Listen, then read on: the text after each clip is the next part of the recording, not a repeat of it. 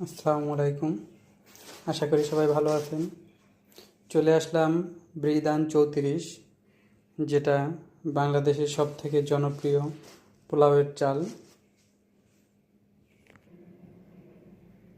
এই ধানটা অন্যান্য পোলাওর চাল থেকে বেশি উৎপাদন হয়, ফলন অনেক ভালো।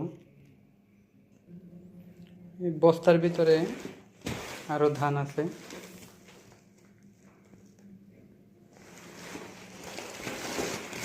এই বীজ দুটো আমি এটা পাঠাবো হলো মাওনা আর আমার আত্মীয়ের বাসায়, আর